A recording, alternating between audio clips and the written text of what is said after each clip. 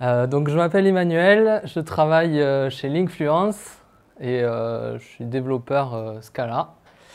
Et aujourd'hui, on va faire un petit tour, un petit bout de chemin depuis la programmation orientée objet vers de la programmation fonctionnelle. Alors ça va être un peu la cible est un peu mouvante. On verra vers où on atterrit, mais l'idée c'est de réfléchir sur ce concept de validation. Alors, qu'est-ce que j'entends par validation? Donc, je suis sûr que vous avez déjà tous rencontré ces formulaires à rallonge où il y a 15 000 champs, vous remplissez tout bien consciencieusement, vous cliquez Submit et là, il y a une erreur. Ok, pas de problème. Je remonte jusqu'en haut du formulaire, je corrige, je resubmit et là, c'est une autre erreur. Là, c'est un peu chiant. Ça peut durer très longtemps. Bon. Quand c'est des formulaires, c'est pour des utilisateurs finaux, des clients, on s'en fout, ça ne nous concerne pas vraiment nous. Mais par contre, il peut y arriver que ça soit, par exemple, de la config d'une appli Spring Boot, par exemple. Voilà, on a oublié une property. Ah, merde, ça plante. Au démarrage, ok, c'est pas grave, je rajoute la property qui manquait. Ah mince, cette fois, c'est le parsing qui est pas bon. Ok, je fixe ça. Je relance l'appli, ok, là, plus tard, ah mince, il y a un composant, lui aussi, il avait besoin d'une property de la config, il ne l'a pas. Ok, bon, c'est pas grave, je refais ça. Et ça peut durer aussi très longtemps. Il y a la même chose avec les API. Il y a par exemple cette API que j'avais bien envie d'utiliser. Donc l'idée, c'est, voilà, il y a, pour un outil interne, mettons, il y a un petit serveur qui a un service sympa qui permet de positionner des alertes. Donc on lui file un target, une adresse IP avec un port, un type de métrique à vérifier et 3 seuils. Et on donne un nom à cette alerte, ça nous envoie des alertes après par n'importe quel mécanisme, on ne sait pas trop. Et voilà, l'idée c'est ça, ok. Il y a ce service que j'ai envie d'utiliser pour mon petit outil et je l'appelle de cette manière.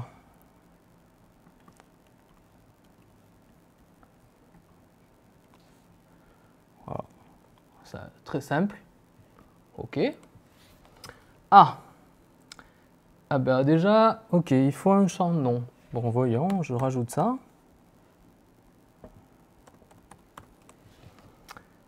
Ah, ma métrique n'est pas bonne. C'est pas grave. Bon, là, je vais voir les gars qui ont développé le truc parce qu'ils sont à la porte à côté, c'est cool. Et là, il me dit, oui, en fait, il n'y a que 2 types de métriques, il y a foo et bar. Ok. Je vais essayer avec foo. Ah, j'ai un problème sur le seuil A. Ok, bon, voyons voir ça. Là, déjà, ça commence à être un peu énervant. Ok, je vais mettre 110. Alors là, ça commence à être carrément inacceptable. Donc, là, on se dit, c'est pas possible. C'est l'équipe à côté, ça m'énerve, je vais aller voir ce qu'ils ont fait. Okay. Et qu'est-ce qu'ils ont fait? Qu'est-ce qu'ils ont fait? Ils ont fait quelque chose comme ça. Est-ce que c'est bon la taille? Ils ont fait quelque chose comme ça, qui seront des exceptions en fait dès qu'ils ont commencé à valider le truc, petit à petit. Alors effectivement, ça peut durer très longtemps, le temps de passer tout le filtre, on peut faire plein d'essais. Si en plus il y a des cas un peu compliqués, ça peut durer très longtemps. Donc là, on se dit obligatoirement qu'il doit y avoir une meilleure façon de faire. Vraiment, voilà. Donc on en discute gentiment autour d'un café avec l'équipe. Et on se dit, bon voilà, en plus c'est des gens cool. Cette appli qu'on a vue, c'est du Spring Boot et il y a aussi des bouts de Kotlin. Donc l'équipe est assez ouverte, ils avaient fait ça un peu à l'arrache et voilà. On se dit, bon, pourquoi pas moderniser tout ça. Donc si on reste dans le monde Java, il y a un truc génial qui s'appelle la JSR 303 Bin Validation, dont l'implémentation de référence c'est Hibernate Validation, si je m'abuse. En plus, c'est cool, Spring, ils intègrent ça très très bien et ils font plein de choses avec, donc c'est facile, a priori, de valider des choses. Bon alors déjà, là il y a un petit truc, c'est que si on va sur la doc de Hibernate Validation et que juste on passe son temps à scroller, eh ben, en fait, on peut passer facilement 10 minutes à scroller.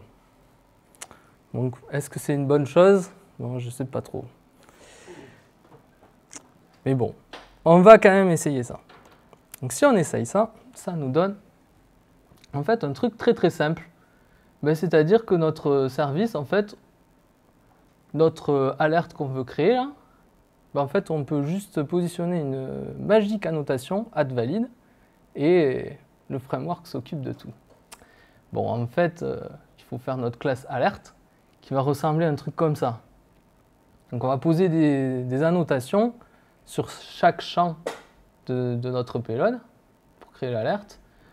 Donc voilà, on peut mettre plein d'annotations. Et puis, bon, moi j'ai une petite question, je ne sais pas trop, ce note blanc là, ça marche bien parce que je veux que cette chaîne de caractères name soit présente dans la payload. Mais qu'est-ce que si je mets note blanc sur un int, est-ce que ça fait sens ou pas? On ne sait pas trop. Et puis, en fait, il y avait une règle cachée dans notre service. C'est que les gars, ils n'avaient pas dit qu'en fait, le seuil A, il devait être inférieur au seuil B et qu'il devait être inférieur au seuil C.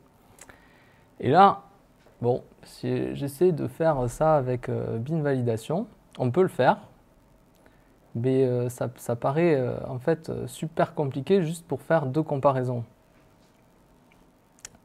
Donc, bon, pour le fun, on peut quand même essayer le service.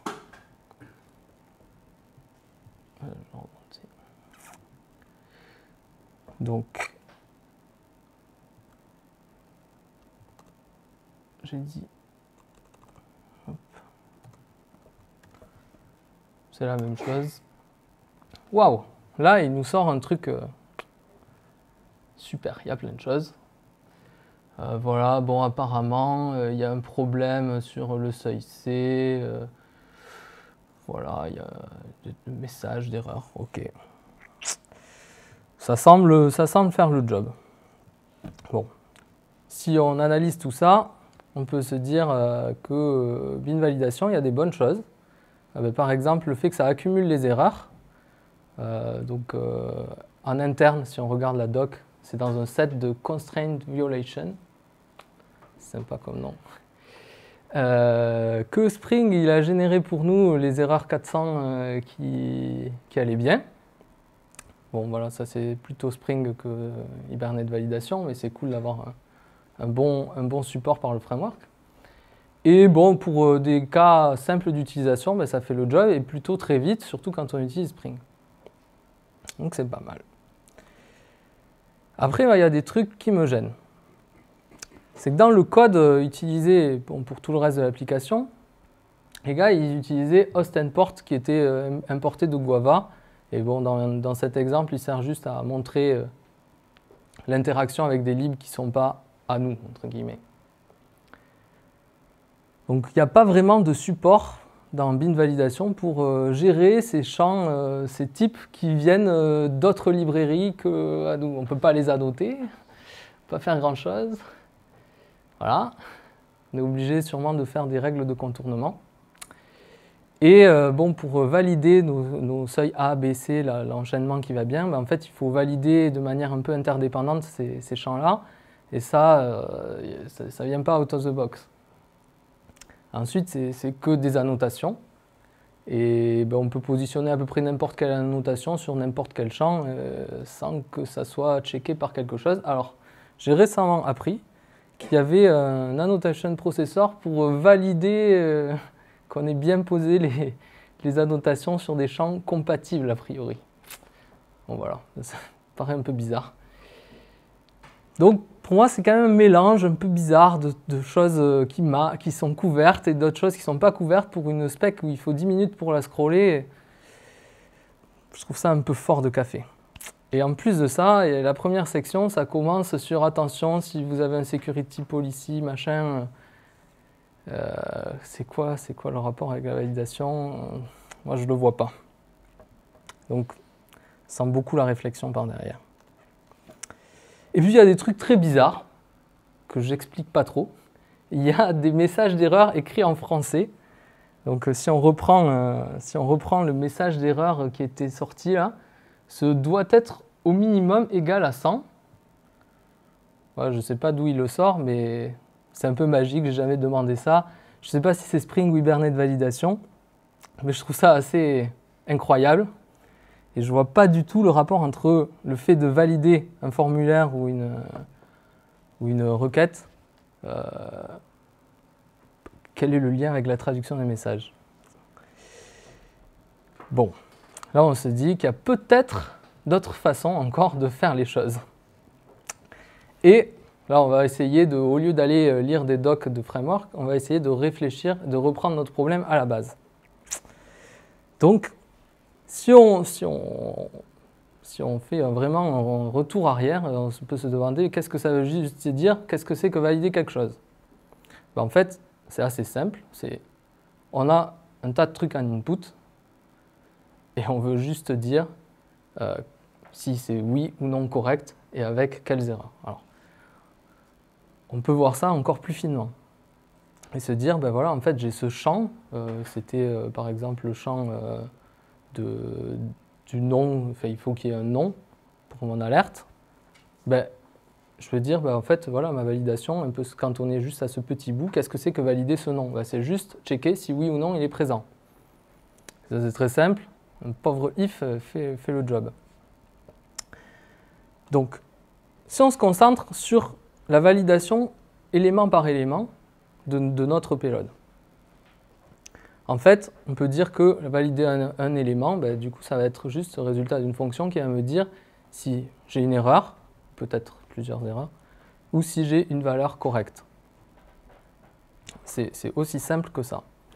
Là, pour les javaïstes, et ceux d'ailleurs en fait, on peut se dire, ah, ça me fait penser un peu à optional de Java, sauf que en fait, j'ai aussi une erreur dans le cas où je peux avoir une erreur comme type aussi si ça ne se passe pas bien.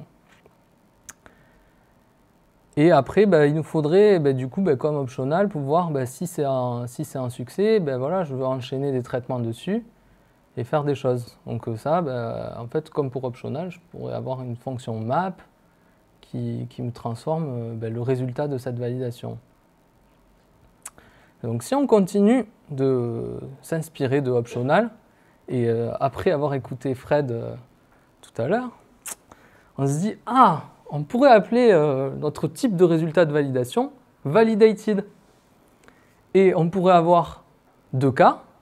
Soit on a un cas valide, soit on a un cas invalide. Si on ne connaît pas encore les types d'erreurs, on peut se dire, en plus, il peut être générique sur le type d'erreur et sur le type de la data qu'on veut valider. Oui, on veut valider des int, des strings et ce qu'on veut. Donc, si on le fait en Kotlin, ça donne ce genre de choses. Alors, pourquoi je le fais en Kotlin? Parce que il y a un truc qui ressemble un peu au match qu'on a vu avec Fred tout à l'heure sur le pattern matching en Scala. Il y a un peu la même chose en Kotlin. Et bon, pour commencer, je me suis dit c'est pas mal de faire un peu de Kotlin. Alors, voilà. Parce que je crois qu'on a, dès le début de la présentation, atteint le quota de Java que Igor peut supporter. Donc je continue sur du Kotlin. Et là-dessus, on peut facilement en fait, définir une fonction map qui viendrait mapper le valide, en fait, la valeur. Cette value, on pourrait faire exactement comme optional, mapper cette valeur pour quand tout va bien. Donc, pour le moment, qu'est-ce qu'on a? On peut représenter une validation avec succès grâce au constructeur de valide, représenter une erreur grâce au constructeur invalide, et si on a défini la fonction map, on peut utiliser la valeur du succès valide. Bon, maintenant, si on s'intéresse plus particulièrement aux erreurs. Donc là, on peut réfléchir en fait très longtemps, et c'est là que vient en fait la complexité de la validation. C'est savoir exactement quelles erreurs on veut représenter. Dans notre cas, quand on utilisait Hibernate validation, la JSR, bin validation, En fait, c'était le framework qui gérait pour nous les types d'erreurs. Or, c'est quelque chose qui est inhérent en fait au domaine. Et ce n'est pas quelque chose qu'on veut forcément déléguer à un framework. C'est justement le fait de gérer finement les erreurs, c'est une valeur ajoutée de notre application, pas une valeur ajoutée du framework qui ne va pas en fait connaître du tout nos cas d'utilisation et tout ça. Donc, s'il y a un truc important, ce n'est pas la mécanique de validation, c'est en fait la mécanique, la façon dont on va modéliser toutes les erreurs. Et c'est là qu'il va falloir passer du temps pour essayer de modéliser ça finement et d'apporter un maximum de feedback après à l'utilisateur de notre API. Donc, de la même manière, on peut lister toutes les erreurs possibles de notre API avec un peu en fait comme on a fait pour Validated, avec une hiérarchie fermée. Donc voilà, on peut avoir le seuil A, il est trop bas, et on peut donner dans cette classe plein d'informations sur pourquoi c'est trop bas. Voilà, qu'est-ce qu'il pourrait faire peut-être pour améliorer l'appel suivant, etc. On peut faire à peu près ce qu'on veut pour modéliser les erreurs. Il faut modéliser finement. Donc, qu'est-ce qu'on vient de rajouter? Dans notre cas, en fait, on vient de rajouter un type d'erreur. Pour toutes les erreurs de la validation de ce service, ce sera Alert Creation Error. C'est-à-dire que je vais valider le nom, je vais valider la target de mes alertes. Et à chaque fois, je vais potentiellement produire une Alert Creation Error. Donc c'est bien, je sais valider chaque petit bout indépendamment les uns des autres. Maintenant, si je veux regrouper chaque petit bout qu'on a individuellement validé, donc on a le résultat de la validation pour le nom, le résultat de la validation pour la target, etc. Donc là, en fait, ce que je cherche juste, c'est à combiner tous ces résultats de validation, accumuler les erreurs, et si tout était OK, appliquer une fonction pour transformer les résultats. Bon, on va commencer par les erreurs. Et là, on va revenir à bin validation encore, parce qu'il n'y a pas que des mauvaises choses dedans, il y avait beaucoup de pour. Et je ne sais pas si vous vous souvenez, le bin validation, il a accumulé les erreurs dans un set de constraint violation. C'est pas bête comme idée d'accumuler les trucs dans un set. Sauf que, en fait, est-ce que dans bin validation, on peut avoir un résultat mauvais avec un set vide? Bon, ça paraît un peu bizarre. Et on va essayer de profiter de repenser toute notre validation pour voir si on ne peut pas ajouter plus de précision. Donc, en fait, on peut tout simplement se dire, ah ben oui, en fait, j'ai juste besoin, si je suis en erreur, j'ai un set non vide. C'est-à-dire que je l'ai construit avec au moins un élément.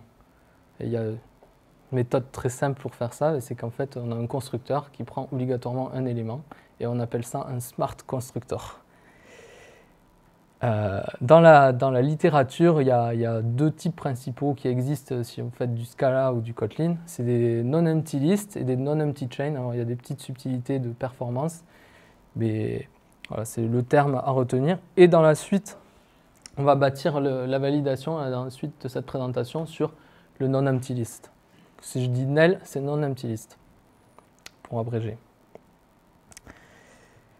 Bon, comme on aime bien réfléchir et qu'on est bien lancé, en fait, on va essayer de ne pas se fixer sur un de ces types de listes ou de chaînes et dire, en fait, ce type d'erreur dans lequel je vais accumuler mes erreurs, je vais le laisser générique, mais il faut qu'il ait quand même quelques propriétés. Il faut que je puisse le combiner. C'est-à-dire que bon, j'ai ma non-empty list, je peux combiner deux non-empty lists par une simple opération, par exemple de concaténation, et ça va me produire une nouvelle non-empty list. Le fait d'avoir cette propriété de combiner les choses, dans le jargon fonctionnel, on appelle ça un subgroup. Voilà, c'est le nom comme ça, et l'idée c'est ça. Donc voilà. Et donc on avait, par exemple, on avait un validated de alert creation error et un type résultat. Donc là, on va écrire une fonction qui est assez simple, pour mapper en fait le type d'erreur et le boxer dans une non-empty list. Comme ça, on peut combiner les non-empty lists, par exemple. Et comme c'est le type à gauche et qu'on va mapper ce type à gauche, on va appeler cette fonction leftMap. Donc, qu'est-ce qu'on a rajouté comme chose par cette opération? On a rajouté le fait de pouvoir avoir sur le type d'erreur, en fait, de le boxer dans un type qu'on peut composer. Maintenant, si on se concentre sur les succès. Donc là, mettons, on a tout qui va bien. Et en fait, il nous faut une fonction qui nous permet de combiner tous les succès entre eux. Donc cette fonction, elle a cette forme-là. Donc il faut imaginer que du coup, c'est plus général que juste la validation. On pourrait avoir cette fonction pour d'autres types que validated. Et on a juste besoin en fait, de combiner des validated en cas de succès pour dégager un nouveau type, enfin un type C. Dans le jargon fonctionnel, le fait de pouvoir écrire cette fonction pour le type F, ça veut dire qu'il a applicative, la capacité d'applicative. Dans notre cas, la condition sur le type E, il faut qu'il y ait un semi-groupe pour pouvoir accumuler les erreurs, comme dit. Donc, qu'est-ce qu'on vient de rajouter? On vient de rajouter la capacité de combiner les succès et de garder tous les cas invalides, de les accumuler. Alors on se dit, en fait, ça va donner peut-être beaucoup de code, mais heureusement, il y a des gens qui ont fait ça pour nous dans des bibliothèques. Donc si vous faites du Java, il y a tout ça dans Waver. Si vous faites du Kotlin, il y a tout ça dans Arrow. Et si vous faites du Scala, il y a tout ça dans Cat et Scalaz, si vous voulez. Donc voyons voir ce que ça donne, parce que ça reste très abstrait.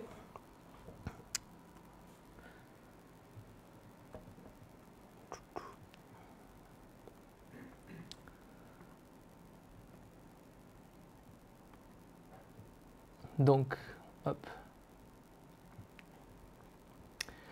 En fait, j'ai défini une fonction pour formater les erreurs. Donc là, j'ai tous mes types d'erreurs possibles, tous les enfants de Alert Creation Error. J'ai tous ces types, tous ces sous-types là. Voilà. Maintenant, qu'est-ce que c'est que la validation? C'est tout simplement une fonction validate. Donc je prends mon alert payload qui ressemble beaucoup à alert que j'avais avant. Et je produis un validated avec à gauche une non-empty list de alert creation error et à droite de alert refactor qui est en fait la même chose que mon alert que j'avais écrit en Java mais que j'ai écrit en Kotlin. Donc, si je valide le nom, finalement, c'est très simple. C'est un simple if. Si c'est pas blanc, on va considérer que c'est valide et on va créer une instance valide. Par contre, si c'est blanc ou nul, bon. Il y a du sucre syntaxique de Kotlin pour pouvoir créer les instances de valide et invalide. Donc, il fait que c'est assez facile à faire. On va pouvoir faire une fonction pour valider les métriques, un peu de même.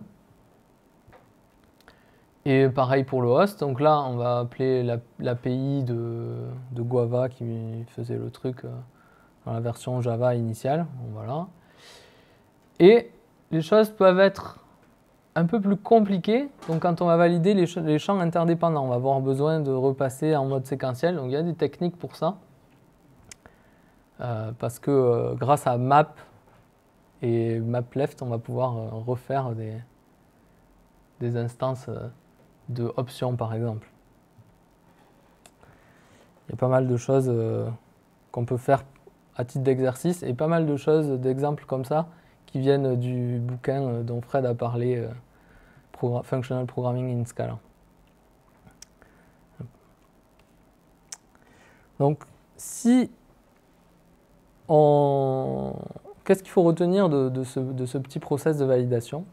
C'est qu'en fait, ce n'est pas la validation qui est compliquée, c'est modéliser toutes ces erreurs et savoir quoi en faire pour les transformer pour que l'utilisateur de l'API, par exemple, puisse avoir un feedback intéressant.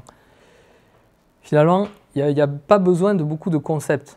Si on utilise des structures de données pour représenter correctement les erreurs et la validation en elle-même, si on modélise dans notre code en utilisant la bonne abstraction pour montrer que certains champs sont indépendants et certains autres ont besoin des autres en séquence, ben en fait, on a fait tout le travail. Le plus dur, encore une fois, c'est juste de bien modéliser tous les cas d'erreur. Et ça, ce n'est pas à la librairie de le faire.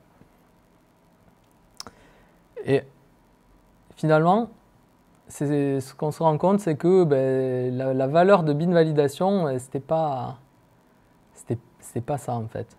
Il gérait trop de choses pour nous et bon, on ne pouvait pas aller aussi finement dans la modélisation des erreurs. On peut se dire que c'est fini, il y a tout ça dans des bibliothèques de programmation fonctionnelle super, voilà, donc il n'y a plus qu'à modéliser les erreurs et puis allez. Mais en fait, on pourrait peut-être creuser encore plus loin. Est-ce qu'on peut déjà? Une petite idée serait de restreindre, en fait, on avait le type pour le nom par exemple, en fait il fallait que ça soit une chaîne de caractères non vide et peut-être sans espace. En fait ça c'est un sous-ensemble, si on prend tous les habitants du type string, en fait c'est juste un sous-ensemble de cet ensemble. Donc la validation, est-ce que ce ne serait pas tout simplement prendre toutes les valeurs possibles et raffiner tout ça pour dire si oui ou non on est dans cet ensemble de valeurs acceptables. Et on peut se dire aussi que, tiens, mais par exemple, j'ai défini tout à l'heure, j'ai parlé de non-empty list. En fait, non-empty list, c'est aussi une liste, mais on a dit qu'il y avait obligatoirement un élément. Là, on peut se dire, ah oui, en fait, est-ce que je ne pourrais pas faire ça pour d'autres types, m'assurer ou faire en sorte que le compilateur s'assure pour moi que je suis toujours dans le bon range.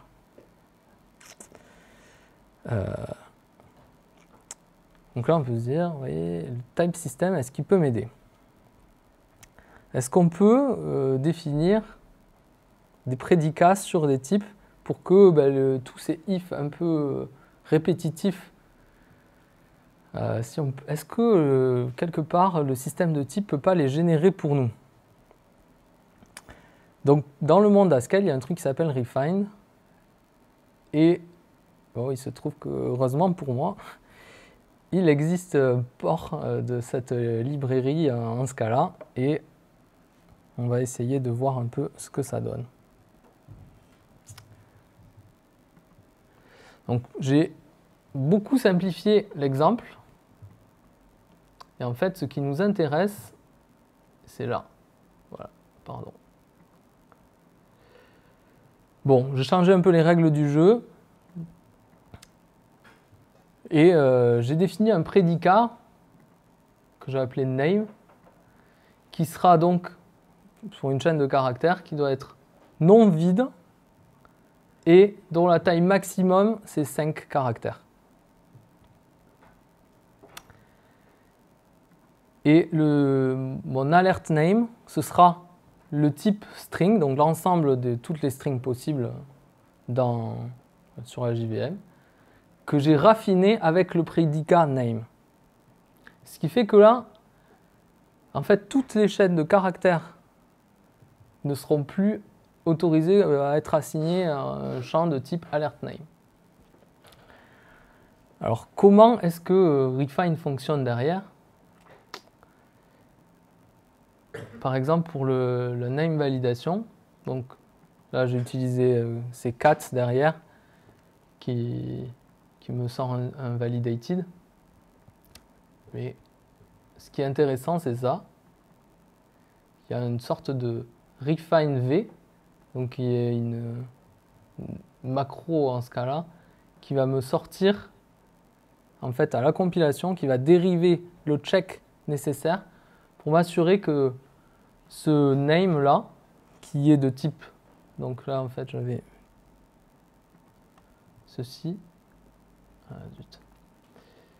Donc là j'ai bien un name, donc tout ce qui rentre, donc ça peut être n'importe quoi, n'importe quel string. Et donc je passe un string à cette fonction et qui va m'assurer si oui ou non, qui va faire la validation pour moi en fait ce if de la taille, par exemple. On peut imaginer des prédicats bien plus compliqués.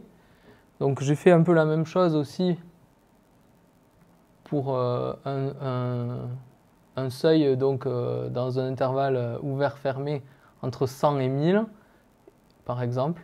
Donc là, donc ça va peut-être ce type TA, qui sera tous les habitants du type string, du type int, raffinés à ceux qui vérifient ce prédicat. Et là, c'est le compilateur qui va s'assurer pour moi que je serai dans le range. Donc là, c'est pas mal. On se dit, ah oui, c'est cool, on va dériver plein de trucs à la compilation.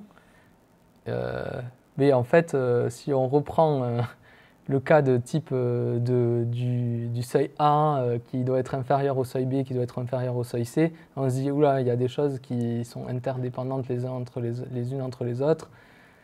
On ne va pas s'en sortir. Et en fait, aujourd'hui, je n'ai pas de réponse. Clairement, ce truc est quelque chose d'intéressant. Je ne suis pas du tout un expert, mais si dans la salle, il y en a qui maîtrisent ce genre de choses, ça m'obsède un petit peu ces derniers temps. Et je serais très, très content d'en discuter. Mais ce que ça met aussi en évidence, surtout, c'est que, en fait, même pour un truc aussi simple que la validation, en fait, repenser le problème régulièrement, c'est important. On ne peut pas s'arrêter juste à l'utilisation d'un framework. Et en ce sens, la programmation fonctionnelle, c'est beaucoup là aussi pour nous aider tout le temps à réfléchir, à se recentrer sur vraiment quel est notre problème. Et voilà, c'est un peu l'esprit du truc. Moi, je vois beaucoup d'intérêt à continuer à apprendre et à pas juste. C'est clairement pas une. L'idée, c'est pas juste d'être à la mode, mais c'est juste surtout de se forcer à apprendre des choses nouvelles et à aller creuser un problème. Finalement, bon, il y a peut-être très peu de valeur ajoutée, mais ça reste intéressant. L'exercice est sympa. Et ce qui est intéressant de voir aussi, c'est que des librairies comme Cats, Arrow, ça, ce sont des librairies un peu à trous, c'est-à-dire qu'ils fournissent des abstractions assez générales, qui sont surtout des choses qui vont montrer des propriétés sur notre code. Et c'est un peu à trous, c'est-à-dire que c'est à nous de fournir vraiment les choses qui ont de la vraie valeur ajoutée. J'ai fini pour cette présentation.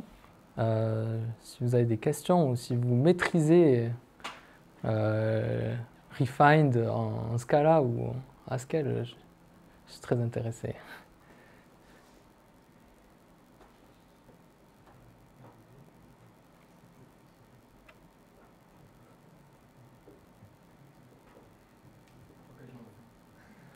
Bon appétit.